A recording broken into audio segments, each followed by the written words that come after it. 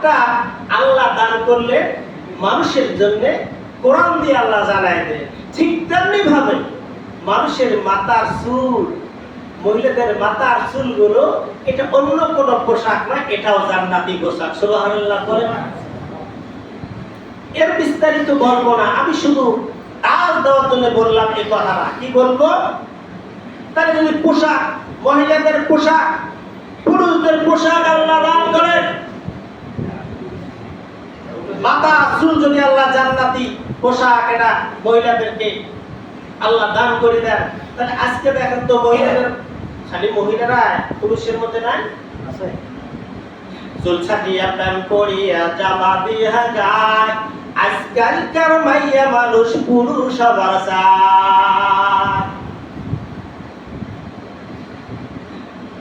এই কথা ঠিক? চুল রাখিয়া প্যান্ট পরিয়া জামা দিয়া গায়, আজকালকার পুরুষ মানুষ মাইয়া হবার চায়। বাংলাদেশের এই কি নীতি, নারী হতে চায় পুরুষ জাতি। আরে বাংলাদেশের এই কি নীতি, পুরুষ হতে চায় নারী জাতি।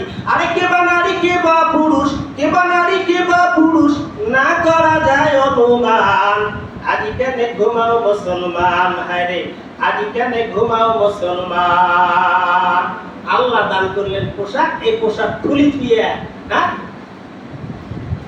দেখেন না মহিলাদের অবস্থা। মহিলা কি বলবো, পুরুষের অত কম না। হুজুর খালি মহিলারাই কয় আমাদের কম দোষ। মহিলারা আজকে চুল খাটো খাটো করে, ছোট ছোট চুল, প্যান্ট পরে পরে আল্লাহ ঝাঁকড়া মার্কা চুল নিয়ে ফুটবল ময়দানের মধ্যে মহিলাদেরকে দেখা যায়। সব যায় মহিলা। আচ্ছা বলেন তো দেখি, আমরা প্রায় মানুষ কি চালাই? ইউটিউব চালাই, ফেসবুক চালাই, মোবাইলে খবর শুনি, চলতে আছে। আচ্ছা বলেন তো হুজুর আজকে একটা ওয়াজ শুনবো, ওয়াজ দেখতে গিয়ে দেখবেন আরেকটা মহিলা আজকে ভেসকি দিয়ে দাঁড়ায় আছে। অনেকটা আওয়াজ শুনবেন না ওয়াজ শুনবেন? রাসূলুল্লাহ সাল্লাল্লাহু আলাইহি ওয়াসাল্লাম বলছেন এমনটা সময় আসবে যেমন আগুন রাখা হাতে রাখা অসম্ভব, মানুষের ঈমানকে রাখা হইল অসম্ভব হয়ে যাবে। কিসের হুজুর, কিসের মুজুর, মুফাসসির, মুহাদ্দিস, মুফতি, সাধারণ জনতা যাই বলেন না কেন, আল্লাহ যদি মাফ না করে একটা মানুষও জান্নাতে যেতে পারবে না, পারবে না, পারবে না।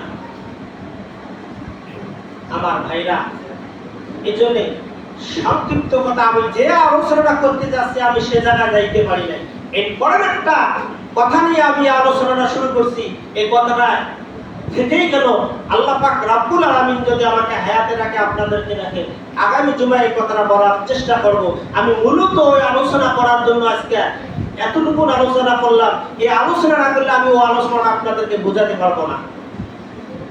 তো আল্লাহ রব্বুল আলামিন আমাদেরকে হায়াতে তৈয়্যিবা দান করুক, সকলে বলেন আমিন।